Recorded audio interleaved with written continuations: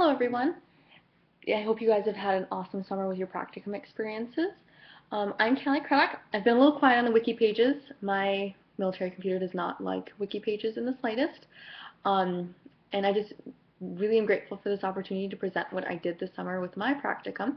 If you guys don't remember, I did my practicum on animal-assisted therapies within victims of trauma, with the goal of actually developing programming that's based off of research that builds community collaboration in our area specifically with 3 identified populations who are disproportionately victims of trauma and are traditionally underserved by a lot of different health programs, including mental health, traditional health care, and the like.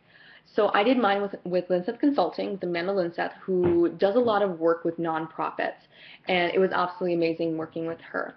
I got a lot of autonomy to kind of do what I would like with the program and to see what it would look like. My deliverables were probably really different than a lot of your guys's. This was really looking at programming from the back end and trying to build all the programming was a lot of the hard work, and that was a big part of it, was the documentation part. So I, for some reason, cannot get my PowerPoint to play at the same time, but I have my whole report right here. It's ginormous, and I'll go over that with you guys a little bit. I actually built all the documentation needed for an organization to actually go ahead and start collaborating within the community, to write grants, to propose research, to get IRB approval, pretty much all the legwork that so many organizations need to do but don't necessarily have the capability of doing it. And this isn't necessarily built for any specific organization in mind, but the next step would be to actually conduct the community collaboration roundtable and see who's interested in promoting this as a public health measure in this community. So my abstract is, as the public health and mental health community become more acutely aware of the diverse needs of non-traditional populations, introduction of alternative treatment measures must be introduced to ensure a high-quality level of care is provided. Past research has suggested that therapies that use animals as a catalyst have shown promise in treating a number of mental health conditions.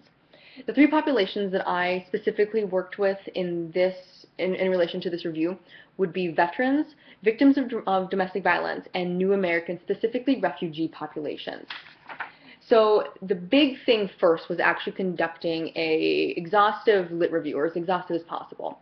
Surprisingly, there's really limited research looking at animal-assisted therapy, and what's there is really fragmented. It looks a lot at very specialized populations, very unique populations, but isn't necessarily the most generalizable outside of those populations.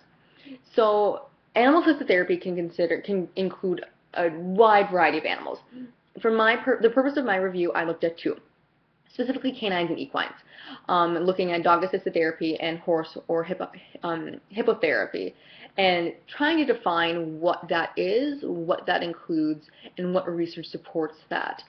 The history behind canines used in animal-assisted therapy is much more expansive than equines. It's easier, dogs are more portable, it's easier to have a handler that's trained to use them. A lot of handlers are mental health professionals themselves. Dogs are cheaper to keep, they're just easy to take places. So we see a lot more research there because a lot of mental health professionals use them. A program that I looked into a lot was actually here in NDSU with Dr. Amber Bach-Gordman, who has, well, formerly Brinkley, now Oliver, who's an English setter who's used in animal-assisted therapy here in the counseling center. And that is a lot more common in the research, is looking at dogs who are owned by actual mental health professionals. Research a lot more solid there, accreditation a lot more solid than looking at equines used in animal-assisted therapy. And we see a lot more fragmentation in the research there. There's really no foundation, no promotion for accreditation. Of course, there's different programs that accreditate, there's different peer-review programs, there's programs that really champion safety and research, but there isn't a lot of parallel between so many accreditation agencies. And that's something that my literature review is actually quite critical of. The research there is really starting to support the use of equine therapy, especially because there's a lot of physical benefits as well as emotional and mental benefits, especially with people who are disabled. Horses demand a lot more muscle use. They actually free up muscles and joints that have previously had lack of mobility. I was less interested in that. I was more interested in the emotional well-being that equine-assisted therapy could give. And of course, with like anything, there's a million different ways of defining what equine-assisted therapy is. There's therapeutic riding, which is kind of like what you would think of as like a disabled person riding a horse. There's equine-assisted learning, which is a horse that actually teaches people how to do certain tasks. It's actually really popular, or becoming more popular, in like corporate type retreats. What I define is like a big part of my thing is equine-assisted mental health therapy, or equine-assisted psychotherapy, and that's actually using horses as a catalyst for mental health treatment under guidance of not only a horse specialist but also a mental health specialist. And really kind of seeing what this all looks like and what holes there are in the research. And surprisingly, there wasn't a lot of PTSD research with either equine or either animal-assisted therapy, and that's something that I'm really interested in doing and promoting here in the future. And then next was doing a community needs assessment, looking at the 3 populations identified and seeing what we can do to service them. The populations, again, were veterans, domestic violence victims, and new Americans, specifically refugee populations.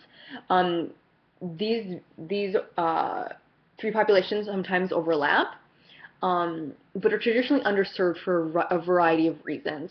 Economic reasons, a lack of desire to come forward, distrust in the system. They can also check a lot of other diversity boxes that will just uniquely make them disenfranchised within a lot of different systems. And that's definitely something for me as working in public health is really getting into these populations that are traditionally underserved and marginalized for various reasons. We have a lot of veterans in the state of North Dakota. 1 in 6 of our population is in the military or has been in the military, and we're seeing PTSD, specifically post-traumatic stress, as a huge issue within this population, along with physical disabilities and some other emotional and mental issues that this population faces. And there is some research now that's coming out showing that veterans do respond really, really well to equine-assisted therapy specifically. And for those of you who know that I usually have a dog with me, I foster service dogs. And we're seeing that canine-assisted therapy is also becoming a really, really fantastic additive to mental health treatment for veterans. Domestic violence victims is unfortunately something that our area is disproportionately prone to. We're a really rural environment. We don't have individuals, well, we still have this like concept that domestic violence is a family issue, and for a long time we did not have very well educated law enforcement. Of course that is changing, but we're still seeing a lot of women being victimized. And unfortunately, Native American women are more likely to be victimized than any other population, and that's something that is absolutely worthy recognition here. And realizing that horses, again, can give a lot to populations who have a heritage that involve horses, and being acutely aware of that within especially Native American populations. And really seeing, again, as this additive to therapy. And there's some really great organizations in this area that would be great for collaboration. My last population, again, is new Americans, specifically refugees. From purpose of my review, a new American is considered being here for less than 10 years. Wasn't so interested in immigration status or naturalization status or even citizenship status. I was more interested in the fact that they were here for less than 10 years and had been victims of trauma. Populations that we really see a lot of that in is individuals hailing from Eastern Europe, specifically Bosnia, countries like Somalia, Sudan, some of the Central American regions. We see countries that are unfortunately that have suffered a lot of war, a lot of conflict. With that comes sexual violence. And I worked really hard identifying who they were in this area and how many immigrants we actually have. This population was actually really hard to do a lot of research on because data is really poorly kept. The Census Bureau tracks foreign-born individuals, but they don't necessarily do a very good job tracking naturalization or citizenship status, and especially how long they've been here and how many immigrants have come in the last year. An organization that ended up being really great for that kind of research was Lutheran Social Services, and they have a New American program that actually works with the UN Resettlement Program, looking at individuals who are coming in specifically in refugee status. So they're really great because they resell about 400 new Americans every year in the West Fargo, Bismarck, and Grand Forks communities. So they have a lot of really great research that, for this purpose of the study, was really practical and got a lot of really great movement with that. So after doing community needs assessment, I worked then to identify programs who service these key populations, and various other services provided. So I will pull that up here really quick. So there's a whole bunch of different organizations that work with these populations, and identifying that was really important. So for veterans, for example, of course, the Department of Veteran Affairs is a huge one to recognize. We have the Regional Medical Center here, which is actually one of the top VAs in the country. So they were a really important resource to identify right away. And our Fargo VA is really interested in non-traditional therapies. We actually have yoga offered, chiropractic care, some non-traditional mental health therapies. So definitely proactive in that regard. And then we have to recognize that the VA is not something that all veterans are comfortable working with, and they may not be the best organization to identify this community through. There's an organization called the United Patriotic Body, and that is basically all the veteran service organizations coming together. So they're represented by the veteran service officers, which are county employees, American Legion, VFW, DAV, VVA, SVA, IVAV. All of these different organizations come together and work basically to, instead of reinventing the wheel, they promote a lot of their activities collaboratively. There's a program that I've worked with a lot really closely professionally and is doing some cool stuff that we'll touch on later, and that's called the Veteran Educational Transition Program, or VET. And they are to get veterans, their goal is to get veterans ready for college again. And they're doing some pretty cool things. And then the Mobile Vet Center was an important one to recognize because they are a VA-funded organization that does not report to the VA. So veterans who have a major distrust of the VA system would be identified, or could be identified through the Mobile Vet Center. And then recognize some various nonprofits in the region that service veterans, things like the Dorothy Day House, Heart Springs, Military Ovation. Realizing that they're not prime collaborators just because of their nonprofit status or how small they are, but realizing that they're valuable members within this collaboration wheel. Domestic violence victims, we kind of stuck more on traditional base just because the organizations that we have locally have done such a phenomenal job. We wanted to make sure that we were further legitimizing their work. The big one is Rape, Abuse, and Crisis Center here in Fargo, which pairs with the YWCA. They have an emergency shelter, they do counseling, emergency intervention, legal services, a ton of different stuff. And they service a huge proportion of the women in the state of North Dakota. So recognizing that need for collaboration with them is so hugely important. Then Cause North Dakota, which is the union of all of the abuse and crisis centers in the state. They're kind of like the governing agency, and definitely a worthy person or a worthy group to bring into the conversation. And then nonprofit and faith-based organizations work so closely with the YWCA and Cause, and making sure that they are part of the conversation as well. Again, new Americans, difficult to identify who's really doing a lot of advocacy and service work. Lutheran Social Services is huge. I absolutely love working with them. They do so much with the resettling, with the English language learning promotion, employment, education, children's support, all of these things. So they are really great. There's also the Immigrant Development Center, or IDC, and they do a lot of economic development, education promotion, and networking of new Americans to make sure that cultural stimulation is not only possible, but something that's comfortable and they thrive within. Then there's the Southern Minnesota Regional Legal Services, which has an office here in Moorhead. They're really great to identify just because they do a lot of the legal advocacy, and they do domestic violence response.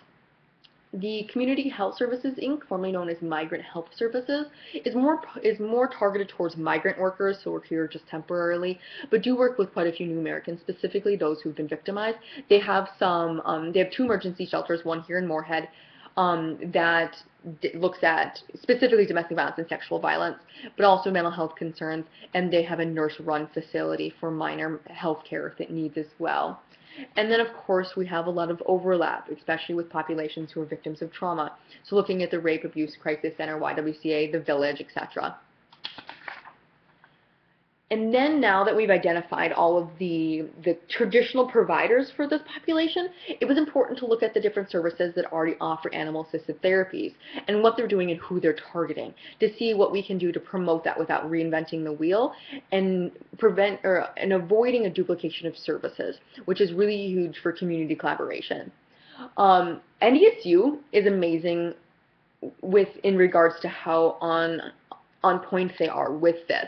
I didn't realize coming into this how much work had already been done and how much groundwork has already been laid. Of course, I talked about Dr. Amber Bach-Gorman, who is in the counseling center with her dogs. Her graduate dissertation was actually on animal-assisted therapy, specifically with canines. Dr. Erica Berg, who has been a huge help with this, is one of the assistant professors in the equine science program, and she is one of the board members of Riding on Angels' Wings, and is a huge promoter of the therapeutic riding minor here that's offered at NDSU, and she has just been fantastic. And she really helped me kind of weed through what it looked like as far as accreditation with especially equine assisted therapy programs and other programs that are available in the state. She is actually pairing with the VET, the Veteran Educational Transition Program here at NDSU as well, in a small pilot program looking at veterans within therapeutic horsemanship. And this is more on the ground type work. And this is just a pilot. They're not looking at research beyond anything that's just anecdotal, but really fantastic and definitely moving in the right direction. And there's quite a bit of NDSU staff and faculty who are certified in various equine-assisted activities. Dr. Erica Berg, of course, is an EGALA equine specialist. Dr. Carrie Hammer is an EGALA equine specialist. Dr. Amber Bach-Gorman is EGALA mental health professional. And Dr. Trude Hendrickson is an EGALA mental health professional. Riding on Angels' Wings is in Georgetown, Minnesota, and they started as a therapeutic riding organization who's now really doing a lot of work in not just physical but also mental health issues as well. They are really awesome because they just uphold a really high standard of safety, accreditation, and really promote this activity as being something that it can be so impactful in so many lives. And not a lot of research coming out of them. They're too busy doing the actual programming themselves, but just an awesome programming. And they are PATH International certified, which I'm not going to go over here for purposes of not taking forever, but something that's pretty cool.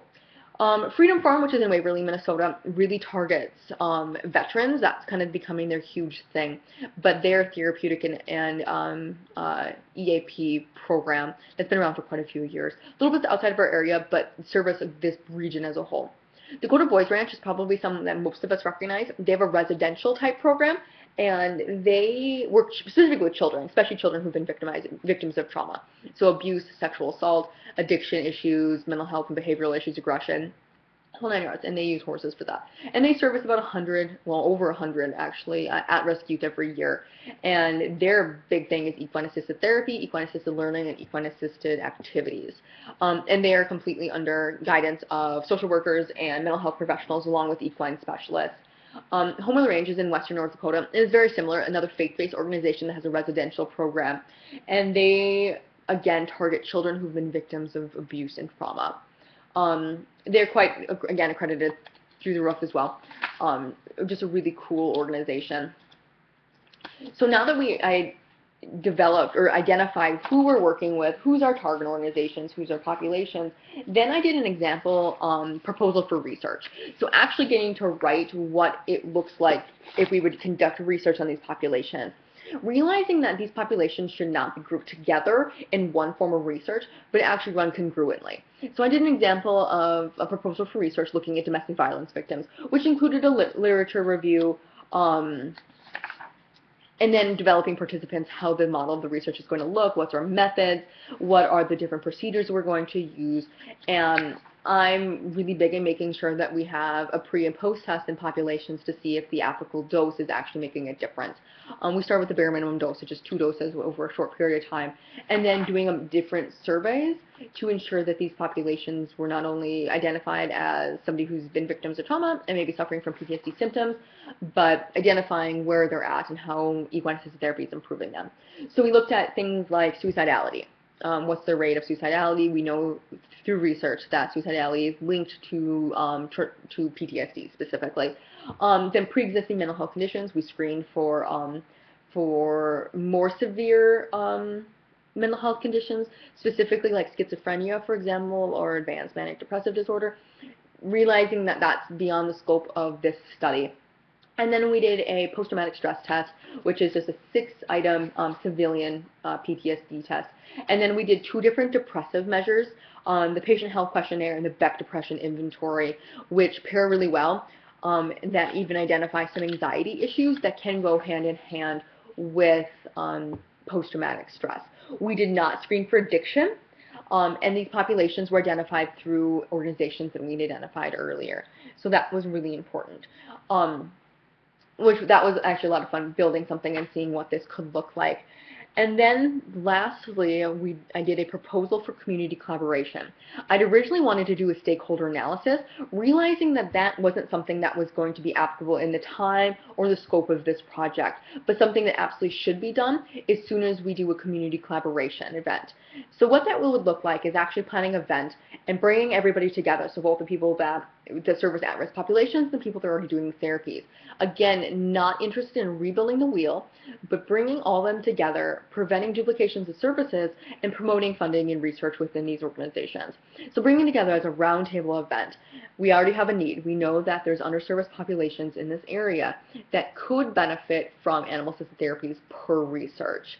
So now that we have that, let's come together and see what we can do and how we do it.